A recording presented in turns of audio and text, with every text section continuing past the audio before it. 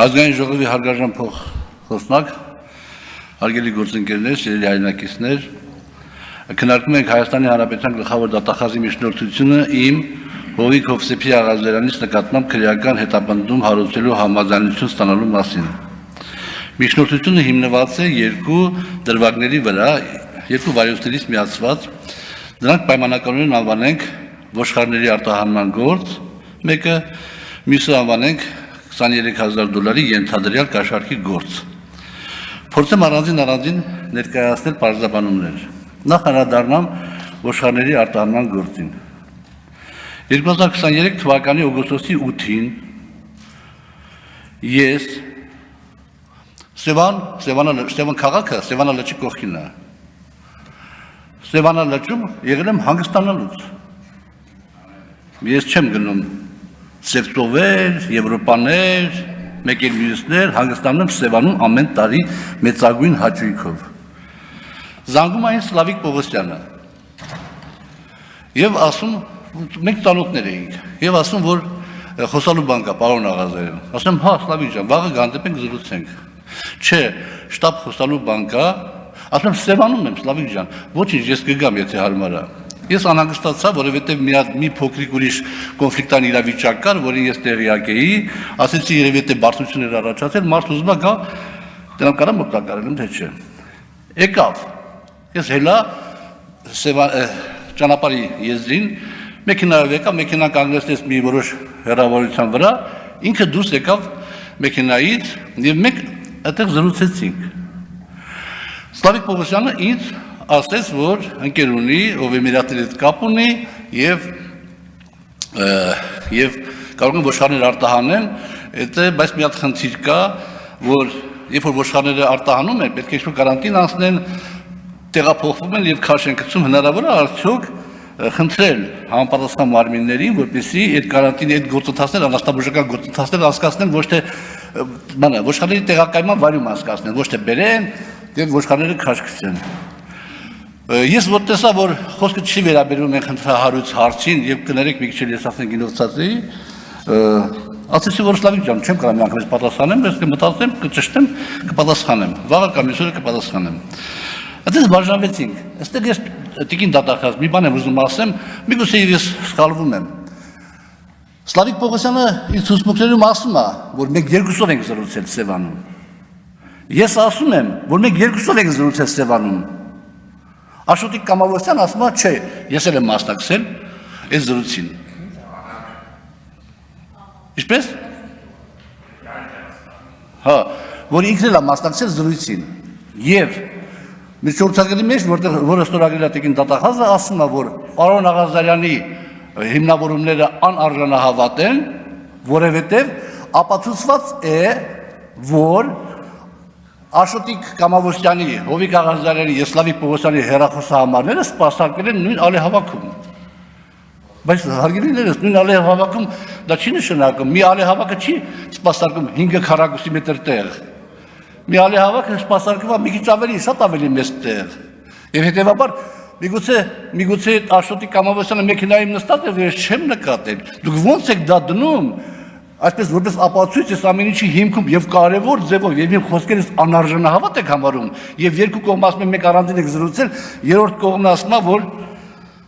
ինքն էլ է մասնակցել զրույցին։ Իմիջիալից այդ Աշոտիկ Կամավոսյանին ես առաջին անգամ հանդիպել եմ առերեսման ժամանակ, որին ես երբեք չեմ տեսել։ Բայց ինչ է տեղի ունեցել։ Ես հաջորդ օրը որոշակի ճշգրտումներից հետո զանգում եմ Սլավիկ Պողոսյանին, ասում եմ, որ Սլավիկ ջան, այդ խնդիրը մանա ես չեմ կարող օգտակար լինել, որովհետև խիստ կանոնակարգված է, ապարատուրաներ, բաներ եւ այլ, դա հնարավոր չի, ներող կլինես։ Չէ, գամմա ճշտենք էլի դա ամեն ինչը բան, այս կոմենքում, ասեմ, դե ինչ ճշտելու բան կա, հիմա ես պատասխանեցի, չէ, ասում ուրիշ խոսալու բան կա։ Պայմանավորվեցինք հաջորդ օրը որ գա։ Հաջորդ օրը ինք եկավ Աշոտի հետ, ոմն Աշոտի հետ, որը կապ չունի, այս նույն Աշոտը չի։ Որ այդ Աշոտը եկավ, ուրիշ մարդ էր այդ մարդը, ես այդ մի Աշոտին եմ տեսել այդ ամբողջ ընթացքում։ Իսկ մյուսը Աշոտիկ անվանենք, որին տեսել եմ բանի ժամանակ, առերեսման ժամանակ։ Այդտեղ էլի այդ խոսակցությունը բացեց, ես ասացի, որ ես չեմ կարող օգտակար լինել, որովհետև որևէ մեկն չի կարող օգտակար լինել, որովհետև դա անհնար է, ամեն ինչ այսպես կոչված կազմակերպված է։ Ու ուզում եի եւ փորձել լքում էի տեղը հանդիպան վայրը, դες ձեռները իրանք մի երկու բան խոսացին իրանց համար, ես գնացին։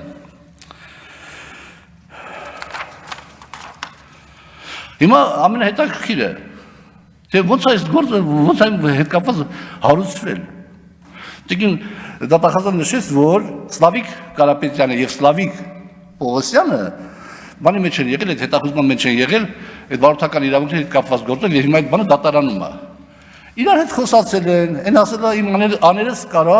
Էմիրատներ ոչխար արտանի, բայց այս խնդիրը կա։ Սլավիկ Պողոսյանը ասել է, ես Աղազարյան Հովիկին ճանաչում եմ, խնդրեմ մեզ օգտակար լինել, իրանք որոշում են, իրանք խոսում են, թիվը թվաբանությունը որոշում են եւ էդի քննիչը այդ տեսագրությունները տեսել է եւ չէր կարող ինքը վարույթ չհարուցել կամ համապատասխան ղեկավարությանը չներկայացնել եւ վարույթ հարուցվել։ Հիմա այստեղ այդ ձևով է դա տեղի ունեցել, այդ ձևով այդ վարույթը հարուցվել։ Հիմա հետաքրքիր նաեւ հարց առաջանում այն իմաստով թե բա հետո ուրեմն ես Աշոտիկին հանդիպել եմ մի անգամ այդտեղ, այստեղ ասում է 2 անգամ, դե 3 անգամ։ Ենթադրենք, կներեք հազար անգամ, մի պահ ենթադրենք, թե այդ ամսի 10-ին, 11-ին ինձ առաջարկել են այդ $23,000, $20,000 ներողություն խաղում եք արդեն, $20,000 առաջարկել են, ենթադրենք, եւ ես մերժել եմ, ենթադրենք, բա այդ դեպքում դրանից 20 օր հետո, ամսի 28-ին, երբ որ ներքին դիտում է իրականացում նորից այն գործի շրջանակներում, այդ վարորդական իրավունքների գործի շրջանակներում, դա 28, դա 13-րդ, 7-րդ էջում է, եթե հարմար գտնեք, հարգելի գործընկերներ նայեք, 7-րդ էջում, Սլավիկ Կարապետյան ասում է, ինչ եղավ ախպեր այդ ոչխարների գործը, Սլավիկ Պողոսյանը սկսում է արդարանալ, հետևաբար խնդիրը այդտեղ է, երկու Աշոտների մեջ եւ այդտեղ է, ես այդտեղ որևէ կապ չունեմ։ Հիմա ասեցի ես իմ խոսքում, որ Սլավիկ Աշոտիկ Կամովոսյանին տեսել եմ առաջի անգամ առերեսման ժամանակ։ Մենք փաստաբանից հետ մշակել ենք մի հատ տակտիկա ունենք, որ ես երևի թե մեզ կհաջողվի նախաքննության փուլում ապացուցենք, որ երկու Աշոտ ա եղել բոլոր դեպքերում եւ ոչ թե մեկ։ Սլավիկ Պողոսյանի տղան այդ բանի աշնան կողմերը հանդիպում էր խնդրել ինձի, հանդիպեցինք եւ ինքը ասեց հետեւյալը, այդ հանդիպման ժամանակ, որ իր պապան հիվանդ է, այդ պայն արդեն կալանքը փոխել էին տնային կալանքի, խափանման միջոցով տնային կալանք էր եւ եթե ինքը հայտնվի նորից հանրազատության մեջ, ապա խիստ դժվարություններ կունենա եւ խնդրում էր, որ ես օգնեմ այդ հարցում։ Եվ եթե ես չօգնեմ, ապա իր պապան ստիպված կլինի ցուցմունքներ տալ։ Ես այդ մասին քննիչին տեղյակ եմ պահել։ Այսքան այդ մասով, հիմա անդրադառնանք 23,000-ի ենթադրյալ կաշառքին։ Այս դատախազի, գլխավոր դատախազի միջնորդության վարույթը հարուցվել է նոյեմբերի 27-ին, 24 թվականի նոյեմբերի 27-ին, ինչի համար հիմք է հանդիսացել այդ 44-00-90-23 քրեական վարույթով իրականացվող այդ գործը, որտեղ էլի նորից Արամ Մկրտչյանը բան արել, Հայկ Նազարյանին տեսաերիզներ ուղարկել, որ իբրև թե ինձ տվել է $23,000 ինչ-որ գործի համար եւ ես չեմ արել $23,000 չեմ վերադարձնում։ Պատկերացնում եք, այս պահին, հիմա Արամ Մկրտչյանը դատական գործընթացի մեջ է, դատալեքսի փաստաթղթերով իմ մոտ է, հիմա 19 թվականից, էլի խարդախության հոդվածներով, մի քանի մարդու խաբեությամբ մի քանի մարդու փող ավերցրել եւ ինչ-որ բաներ անելով չի արել, դատական գործընթացը գնում է։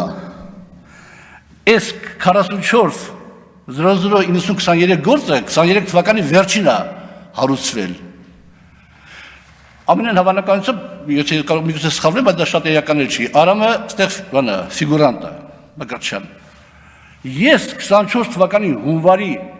3-ին Արաբկիրի ոստիկանություն ներկայացնում եմ հաղորդում, որը ուղարկվում է այս $23,000 բանի մասին, որը ուղարկվում է քննչական կոմիտե, այս երկու իրողությունների համադրությամբ նույնիսկ որ դատա գնում այդ մարդու հետ կապված, իմ մատել ուրիշ գործ է հարուցվում, իմ բանս հաղորդումս վարույթ չեն ընդունում։ Դե չընդունեցին, ես գտա որ բանը չեն ընդունում, որովհետև բանը հիմարություն է, էլի հիշում եք ասում Աղազարյան Հովիկին $23,000 փող է տվել։ Հիմա նայեք։ Ուրեմն երբ որ մի պահ եկավ, իմ եւ Արամի հարաբերությունները վատացան, Արամը 47-48 տարեկան ամուսնացավ, ես դեռ իր վստահականության քավորը, եւ դες նորմալ հարաբերությունների մեջ էինք։ Այդ ընթացքում ես որ հիպոթեկով բնակարան էի ձեռք բերել, ինքը ինձ տարբեր մասերով $8,000 չափ գումար տվեց տունը վերանորոգելու համար պարտքով։ Զուգահեռաբար տեղի ունեցավ այդ հայտնի իմ նամակը Քախշինին իր առաջարկությամբ, ես ասեցի շատ լավ ծրագիր է, եթե կա ներդրող, որ դպրոցը քանդի, իր հաշվին դպրոց սարքի, կարող է կարելի կլինի հող տալ, որ բազմաբնակարան շենք կառուցի եւ ինչ-որ գումարներ աշխատի։ Ես դրեցի Քախշին կոմիտե, Քախշին կոմիտեից պատասխանը ստացա, այդ ընթացքում արդեն Արամի մասին ինձ որոշակի ինֆորմացիաներ եկել էր, ես զգուշացա, ասեցի Արամ ջան, հաջորդ քայլ անելու համար, ասենք քաղաքապետարան դիմում գրելու համար, կառավարություն դիմում գրելու համար, չգիտեմ, նախարարություն դիմում գրելու համար, ես պետք է ծանոթանամ այդ ներդրողներին։ Երկու օր հետո ինքը ասավ, այդ ներդրողները, որոնք կային, բան են արել, մի քիչ ձգձգվեց, փոշմանել են, ուրիշ ներդրողներ կան, ասեմ ես ոչ մեկիներ չեմ ճանաչում, մի տարբերություն չկա, ես պետք է ծանոթանամ այդ ներդրողներին։ Պայմանավորվեցինք, գնացինք Ազնավուր սրճարան, տեսա մի հատ Արսեն անունով տղայի, որի հետ ծանոթացել էի 4 ամիս առաջ, էլի Արամն էր ծանոթացել։ Հետո եկավ այդ Արսենի ընկերը, խոսակցության մեջ հասկացա, որ իրանք իբրև թե պետք է այդ բանը կառուցեն։ Ես արդեն հետո Արամը եկավ։ Ես իրենց ասեցի դուք, որպեսզի այդ ծրագիրը, ասենք, հնարավոր լինի անել, դուք պետք է ցույց տաք ձեր հաշվին 2 միլիարդ դրամ գումար կամ գույքային ապահովություն։ Հակառակ դեպքում դուք ո՞նց եք անելու։ Եթե ես այդքան հիմարել եմ, որ այդպեսի բանով գրեմ, այդ ծրագրով գրեմ կառավարություն կամ գրեմ քաղաքապետարան, քաղաքապետարանում հիմար չեն իր որ ծրագիրը հաստատել։ Դուք ով եք, ինչ եք ներկայացնում ձեզնից։ Ասիկը կապլավանը փորեք, գումարները վերցնեք շենք չսարկած ու թռնեք։ Ես ասեցի, որ չկա այդպիսի բան։ Դրանից հետո Արամը, այն որ գիշատիչի ձեռքից խլում ես իր զոհը կամ չգիտեմ որսը, այդ ձևով իմ հետ խոսած, որ միջև այդ պարոն Աղազդարյանն է հարգալից բան խոսած, աչքերը դու ասում զրկեցին ինձ 40 միլիոն դրամից։ Մի ուրիշ դրվագով էլ, միշտ տղայիս համար բնակարան էի ման գալիս որ գրվենք, ինքը ասեց, որ ես ծանոթ ունեմ կառուցապատող։ Այդտեղ ինքը լավ գներով կտա։ Գնացինք, Դավիթ Հաշիմն մեր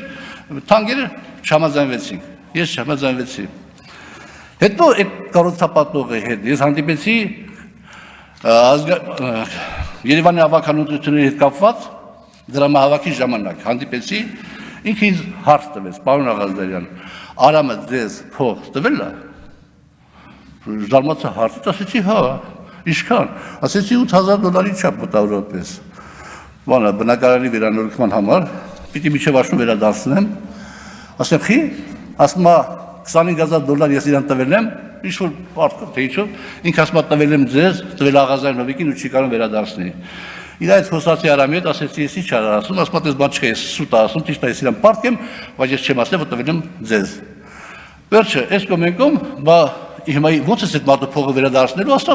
ասավ մի անգամ կվերադարձնեմ։ Ասեցի ես խնդրեմ որ ինքը անգամից սպասի, բայց եթե դու չվերադարձնեցիր, ես այն $8,000 որ քեզ պարտեմ, տալու եմ իրան։ Պայմանավորվեցի տվել մարդու հետ, եւ այդպես էլ եկավ, ինքը չվերադարձրեց եւ փաստաթղթավորված ես այդ $8,000 վերադարձրել եմ, տվել եմ այդ մարդուն, մեր մոտ գրանցված է։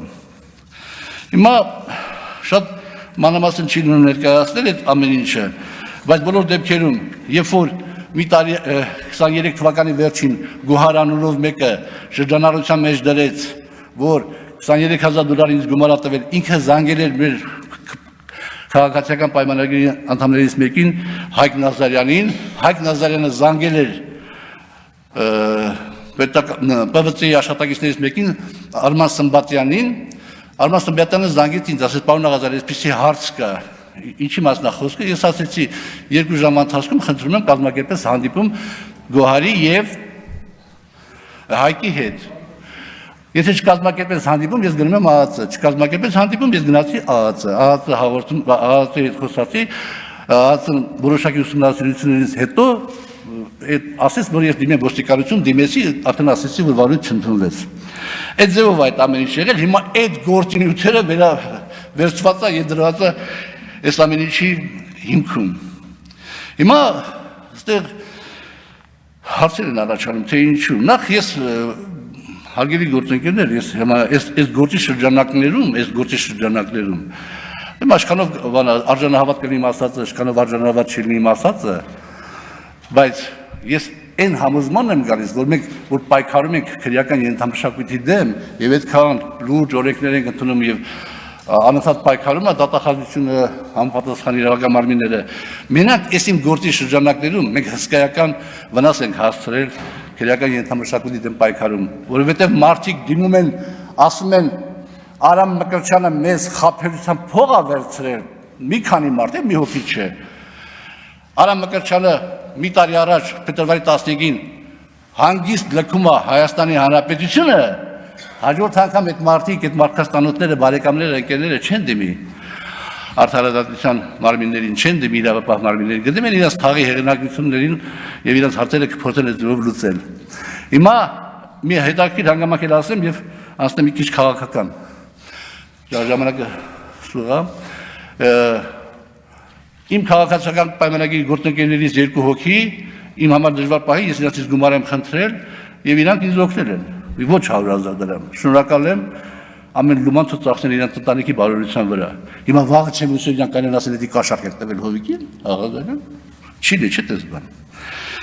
քաղաքական ճնշում է արդյոք այս ամեն ինչը իմ նկատմամբ թե ոչ այո քաղաքական ճնշում է որովհետեւ Պարզ հաստարակ գործը հարուցվել է նոյեմբերի 27-ին, այդ մի գործը, որը հաջորդել է հայտնի դեպքերին։ Ինչպես նաև այն հանգամանքը, որ իմ հաղորդման հիման վրա չի հարուցել վարույթ, հիմա այդ նույն գործը հետել է ջրի հելես։ Մի տարբերությամբ, որ այնտեղ գոհարն ասում է, որ ինքն է տվել, հիմա գոհարն ասում է իր ընկերու եղբայրն է տվել։ Եվ նաև ճշմարիտ միջոցը գործից մաս անջատելը, որովհետև այդ դեպքում ես ոստոթե կորցնում եմ ինձ իմ պաշտպանվելու հնարավորությունը։ Ես միգուցե իրավաբան չեմ, միգուցե սխալվում եմ, բայց այդուհանդերձ։ Հիմա ինչու այս ամեն ինչը եղավ։ Իմ ընկերների քաղաքացիների լրագրողների շրջանակներում 2 հարց է շրջանառվում։ Առաջինը, պարոն Աղազարյան, ինչու առաջ չէիք քննադատում Նիկոլ Փաշինյանին, իսկ հայտնի դեպքերից հետո սկսեցիք քննադատել։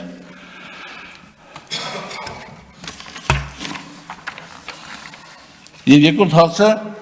ինչու այդպես ստացվեց, ինչու վարչապետը ձեր հանդեպ այդպես տրամադրվեց։ Եվ ես պարտավոր եմ այդ հարցերին պատասխանել։ Ես միշտ էլ այն հարթակներում, որտեղ որ կարելի էր, ես իմ քննադատությունը ներկայացրել եմ, շատերը շատ լավ գիտեն, բայց թիմային տրամաբանությունից ելնելով, ես դրանք չեմ հրապարակայնացրել։ Բայց որպեսզի մեկապարանոց չլինեմ, որոշ բաներ ներողություն եմ խնդրում, պետք է հիշեցնեմ։ Երբ որ պարոն վարչապետը երկդաշինքի խմբակցության ղեկավարն էր, այդ ժամանակ նախագահի ընտրության հարցեր եւ երկխմբակցությունը առաջարկել էր նախագահի տեխնատու Արտակ Զենալյանին, ես վարչության անդամ եմ եւ հարց բարձրացրեցի պարոն Փաշինյանին անվստահություն հայտնելու հետ կապված որպես խմբակցության ղեկավարի, որովհետեւ այդ կարևորագույն հարցը քաղաքական հնչողություն ունեցող ինքը չէր բերել վարչություն քննարկելու։ Հաջորդը Հայկ Մարությանի ընտրության ժամանակ, երբ որ վարչության տեխնատու առաջադրվեց Հայկ Մարությանի, միակն եմ եղել, որ դեմ եմ խոսացել։ Ճիշտ է, դեմ քվեարկել են շատերը, բայց միակն եմ եղել, որ դեմ եմ խոսացել։ Հետո մի տարի առաջ փետրվարի սկզբներին բոլորը երևի հիշում եք մի հատ հայտնի դեպք մանկահասակ երեխաների մայրիկին կալանավորելու հետ կապված։ Ես այդ հարցը բարձրացրեցի եւ մենք բոլորս միամուռ դիմեցինք խափանման միջոցը փոխելու։ Իհարկե Քարամյանը չհարգեց, բայց Տիկին դատախազը հարգեց կատարեմ մեր միջնորդությունը եւ դա տեղի ունեցավ։ Հաջորդը Էլի մի տարի առաջ մոտավորապես վարչապետը եկավ եւ մեր խմբակցության հետ միասին քննարկման ժամանակ Եվրոմիություն հայտ ներկայացնելու հետ կապված քննարկում եղավ։ Միայն ես դեմ խոսացի, բայց մի շաբաթ հետո ավելի ընդլայնված մեր քննարկման ժամանակ եւ կառավարության անդամները եւ վարչություն գրեթե բոլորներ դեմ խոսացին, բայց տեսեք, այսօր արդեն մենք երկրորդ դասեցման այդ օրենքն ընդունեցինք, այսինքն վարչապետը թիմին շրջանցեց եւ այդ ձևով լուծեց հարցերը։ Այս ամեն ինչը խաղաղության պայմանագրի հետ կապված ես տարբեր տեսակետներ եմ հայտնել, այս ամեն ինչը վարչապետին թվացել է, թե ես խանգարում եմ պետական կարևորագույն նշանակություն ունեցող հարցերի ընդունման իմ համեստ կերպարով որոշակի Ամփոփ եք խնդրում։ այո, ամփոփում եմ, որոշակի անհարմարություններ կարող եմ առաջացնել եւ հետեւաբար ինքը դիմեց գնաց այս ճանապարհով ինձ մեկուսացնելու, ինձ քաղաքականությունից հեռացնելու, եթե այդ գինը եւ խաղաղության պայմանագիրը եւ խաղաղության պայմանագրի հետ կապված հետագա ամեն ինչը կլինի մեր պետության համար օգտակար, ապա ոչինչ, դες գինը վճարեմ, շնորհակալություն։